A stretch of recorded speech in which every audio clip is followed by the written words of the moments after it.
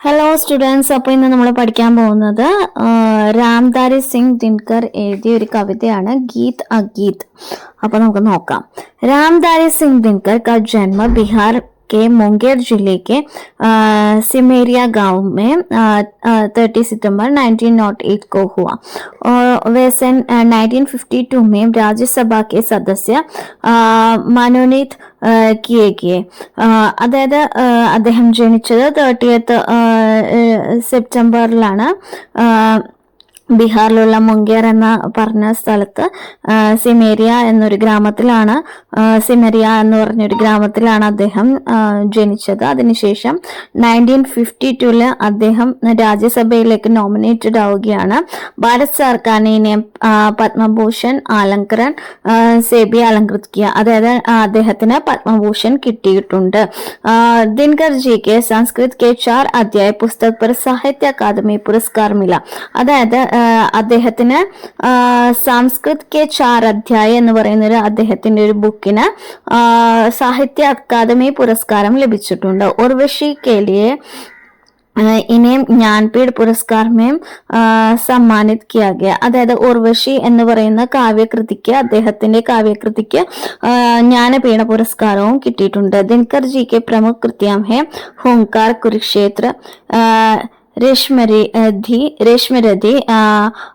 Parasuram K പ്രതീക്ഷ, Urvashi or Sanskrit K 4 Adhyay, ഇത്രയുമാണ് അദ്ദേഹത്തിന്റെ പ്രമുഖമായ കൃതികൾ. ദിൻകർ ആജ് കെ കവി മാനെ ജാത്തെ ഹെ, ദിൻകറിനെ ഇപ്പോഴുള്ള കവികളിൽ ഒരാളായിട്ടാണ് കണക്കാക്കുന്നത്. എനിക്ക് ഭാഷ അത്യന്ത പ്രവാഹപൂർണ ഓജസ്വി ഓർ സരൽ ഹെ, അദ്ദേഹത്തിന്റെ ഭാഷ എന്ന് പറയുന്നത് പ്രവാഹപൂർണവും അതേപോലെ വളരെ तेजस्वितम വളരെ സിമ്പിളുമാണ്.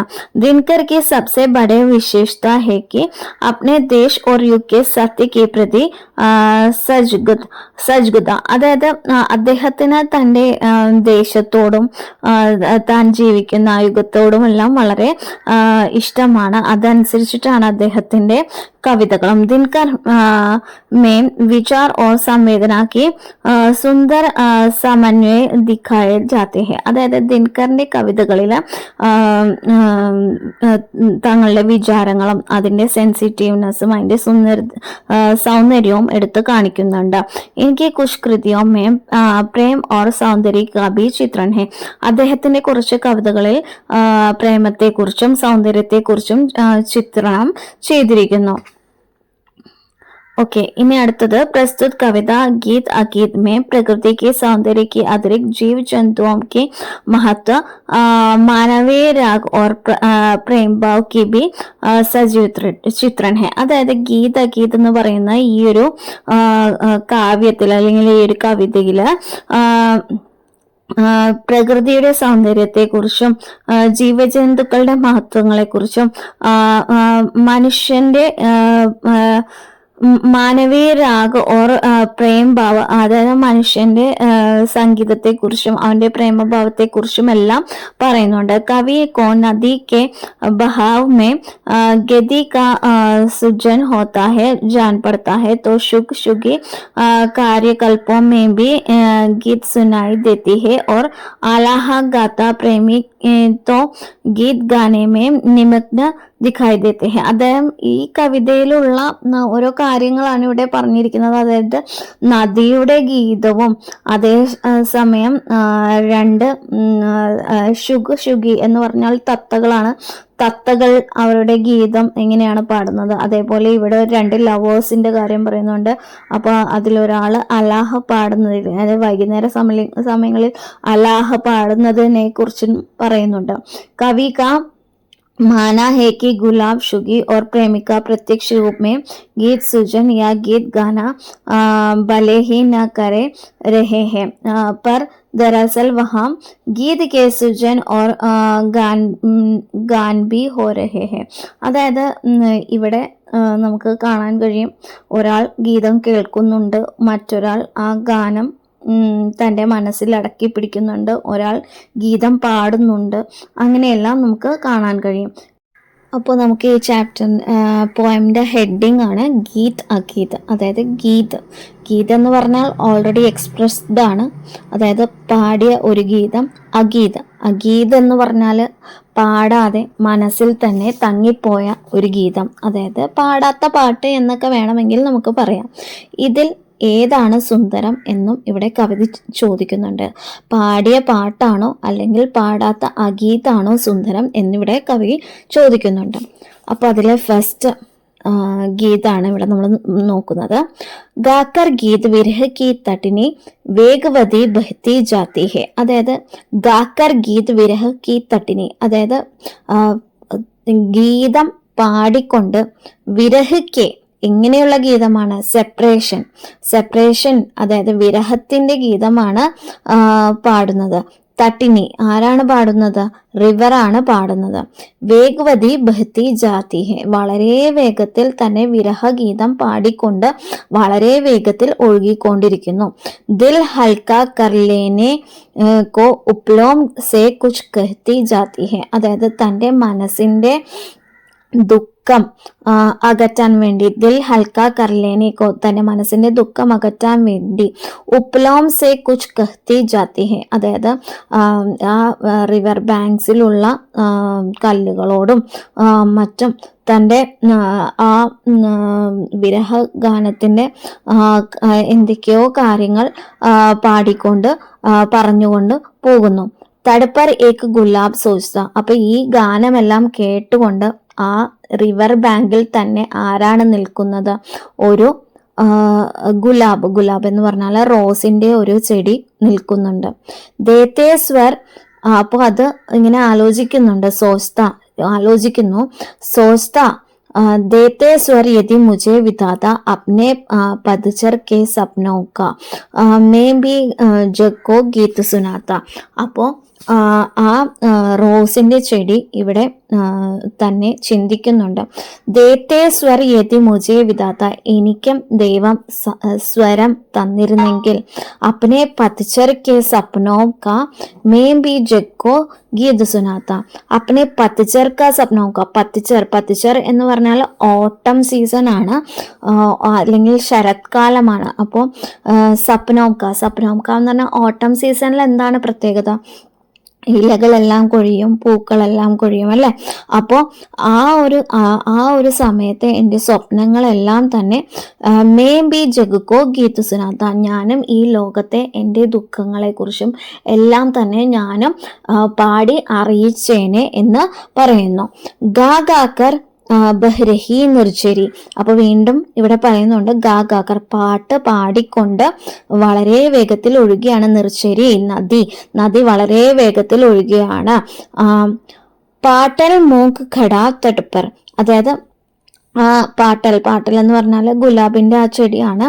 അത് അരികത്ത് തന്നെ അതാ ശാന്തമായി നിൽക്കുന്നു. അതായത് തൻ്റെ മനസ്സിലുണ്ട് ആ ഓട്ടം സീസണിൽ കുറിച്ചിട്ടുള്ള സ്വപ്നങ്ങളെ കുറിച്ച് പാടണം എന്ന് ആ റോസ് ചെടിക്കും തൻ്റെ മനസ്സിലുണ്ടെങ്കിലും അതിന് പാടാൻ കഴിയുന്നില്ല, കാരണം അതിന് ശബ്ദമില്ല. ഇപ്പോൾ ഇവിടെ കവി ചോദിക്കുന്നത് ഗീത് അഗീത് കോൺ സുന്ദർ ഹേ, ഇതിൽ എക്സ്പ്രസ്ഡ് ആയിട്ടുള്ള ഗീതമാണോ, എക്സ്പ്രസ്ഡ് അല്ലാത്ത അഗീത്, അതായത് റോസിന്റെ ആ ഒരു അഗീത് ഏതാണ് സുന്ദരം എന്നിവിടെ ചോദിക്കുന്നുണ്ട്. രണ്ടും സുന്ദരമാണല്ലേ.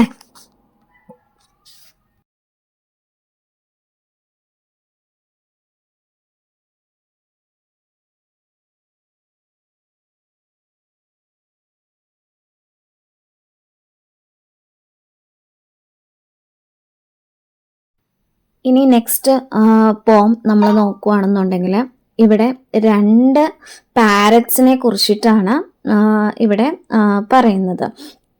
അതിൽ 2 പാരറ്റ്സ് ഉണ്ടെന്ന് പറഞ്ഞു. അതിൽ ഒന്ന് മെയിലും മറ്റൊന്ന് ഫീമെയിലുമാണ്.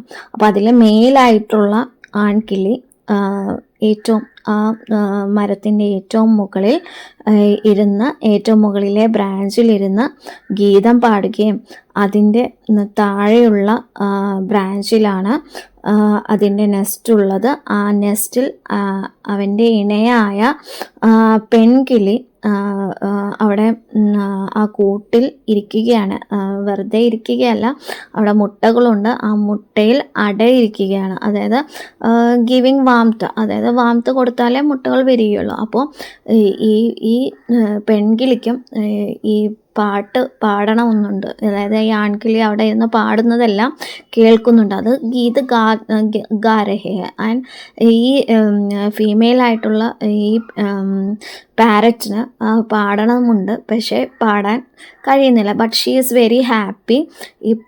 അവൻ്റെ ആ കിളി തൻ്റെ മനസ്സിൻ്റെ ഉള്ളിൽ ആ ഗീതം ആലപിച്ചുകൊണ്ടിരിക്കുന്നു. അപ്പം അതെന്താണെന്ന് നമുക്ക് നോക്കാം. ബേട്ടെ ശുഗ് ഉസി ഖനി ഡാൽ പർ ജോ ഖോത്തോം പർ ഛായ ദേത്ത. അതായത് അവിടെ ഒരു ബേട്ടെ ഹെ ഷുഗ്, ഷുഗ് എന്ന് പറഞ്ഞാൽ പാരറ്റ് ആണ്. ഖനി ഡാൽ പർ, നല്ല തിക്കായിട്ടുള്ള ഒരു ബ്രാഞ്ചിൽ ആ പാരറ്റ് ഇരിക്കുന്നുണ്ട്. ജോ ഖോത്തോം പർ ഛായ ദേത്ത, അത് തൻ്റെ താഴെ നെസ്റ്റ് ഉണ്ട്, ഖോത്തോം നെസ്റ്റ് ഉണ്ട്. ആ നെസ്റ്റിലേക്ക് എന്താണ് ഷെയ്ഡ് കൊടുക്കുന്നുണ്ട്, ബ്രാഞ്ച് കൊണ്ട് ഷെയ്ഡ് കൊടുക്കുന്നുണ്ട്. ആ ഷെയ്ഡിൻ്റെ അവിടെ നിന്നാണ് അത് പാടുന്നത്. പങ്ക് ഫുല നീച്ചെ ഖോത്തോമേ ഷുഗി ബേട്ട് അണ്ടേം ഹെ സേത്തി. അതായത് താഴെ ഇരിക്കുന്ന ബ്രാഞ്ചിൽ ആരാണുള്ളത്? അവിടെ ഒരു നെസ്റ്റ് ഉണ്ട്. ആ നെസ്റ്റ് ആ പാരറ്റിൻ്റെ നെസ്റ്റാണ്. അവിടെ അവൻ്റെ പെൺകിളി അവിടെ ഇരിക്കുന്നുണ്ട്. അതായത് ലേഡി പാരറ്റെന്നോ അല്ലെങ്കിൽ അമ്മയായ പാരറ്റെന്നോ അങ്ങനെ എന്ത് വേണമെങ്കിലും പറയാം. ആ പാരറ്റ് അവിടെ തൻ്റെ ഫെദേഴ്സ് എല്ലാം വിടർത്തി തൻ്റെ അവിടെയുള്ള അണ്ടേം എന്ന് പറഞ്ഞാൽ എഗ്സിനെല്ലാം ചൂട് കൊടുത്തുകൊണ്ട് ഇരിക്കുകയാണ്. ഗാത്താ ശുഗ് ജബ് കിരൺ ബസന്തി ചൂത്തി അംഗ പർണ സേ ഛൻകർ. അതായത് ആ ആൺകിളി തൻ്റെ ആ ഫെദേഴ്സ്, പങ്ക്, ആ ഫെദേഴ്സിൻ്റെ ഇടയിലൂടെ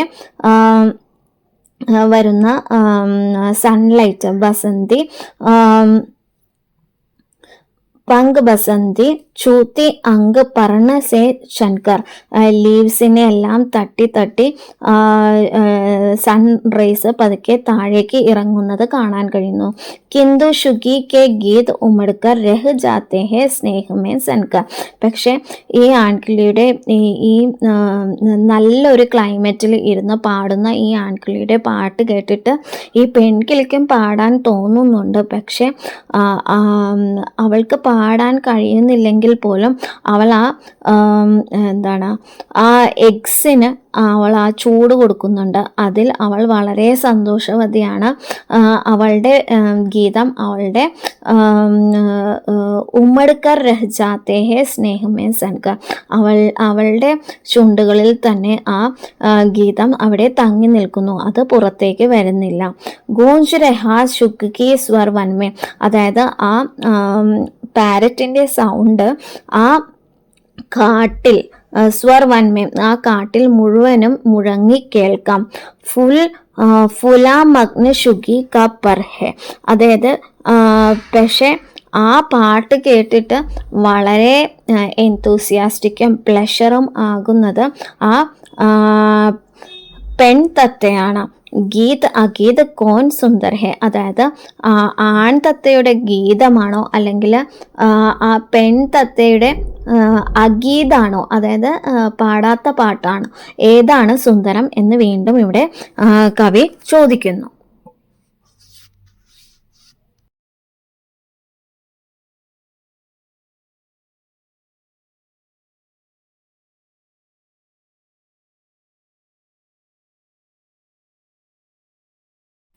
ഇനി അടുത്ത ഗീതമാണ് നമ്മൾ നോക്കാൻ പോകുന്നത്. ദോ പ്രേമി ഹെ യഹാം ഏക് ജബ് ബഡേ സാഞ്ച് അല്ലാഹ് ഗാത്ത ഹെ. അതായത് ഇവിടെ രണ്ട് പ്രേമി, അതായത് ലവേഴ്സിന്റെ കാര്യമാണ് ഇവിടെ പറയുന്നത്. ഹെ ഏക് ജബ് ബഡേ സാഞ്ച് അലാഹ് ഗാത്തെ ഹെ. അപ്പോൾ വൈകുന്നേര സമയമായി. ആ സമയത്ത് അലാഹ് അലാഹ് എന്ന് പറഞ്ഞാൽ ഒരു ലോകഗീതമാണ്. ആ ഒരു ഗീതം അദ്ദേഹം അവിടെ നിന്ന്, ആ ഒരു ലവർ അവിടെ നിന്ന് പാടുകയാണ്. പെഹലാ സ്വർ ഉസ്കി രാധ കോ ഗർസെ യഹാം ഖീഞ്ച് ലാത്ത ഹെ. അതായത് അവൻ്റെ ആദ്യത്തെ ആ ഒരു ഗീതം തുടങ്ങുന്ന ആദ്യത്തെ ആ ഒരു സൗണ്ട് കേട്ടപ്പോൾ തന്നെ സ്വർ ഉസ്കി രാധ, രാധ എന്ന് പറയുന്നത് അവൻ്റെ ലവറായിട്ടുള്ള ആ പെൺകുട്ടി, ഗർസെ യഹാം ഖീഞ്ച് ലാത്ത ഹെ, വീട്ടിൽ നിന്നും പുറത്തേക്ക് ഈ സൗണ്ട് കേട്ടിട്ട് ഒരു മാഗ്നറ്റ് എന്ന പോലെ അതിൻ്റെ അടുത്തേക്ക് വരികയാണ്. ചോരി ചോരി കടി നീമുക്കി ഛായാമേൻ ചിപ്കർ സുൻതി ഹെ. അതായത് പക്ഷെ അവൻ്റെ അടുത്തേക്ക് വരുന്നില്ല. അവിടെ തന്നെയുള്ള ഒരു നീമിൻ്റെ ഒരു വലിയൊരു മരമുണ്ട്. ആ മരത്തിൻ്റെ താഴെ ഒളിഞ്ഞു നിന്ന് ആ ഗീതം കേൾക്കുന്നുണ്ട്. ഹുയി ന ക്യൂം മേം കടി ഗീതിക്ക്. അപ്പോൾ അവൾ അവിടെ നിന്ന് മനസ്സിൽ ഇങ്ങനെ ചിന്തിക്കുന്നുണ്ട്, ഞാൻ എന്തുകൊണ്ട് ഈ ഒരു ഗീതത്തിൻ്റെ കടി ഗീതിക്ക് പാർട്ടാവുന്നില്ല. കടി എന്ന് പറഞ്ഞാൽ പാർട്ടാവുന്നില്ല എന്ന് ചോദിക്കുന്നു. ഭിധാനയോം മന്മേം ഗുന്തി ഹെ. അതായത്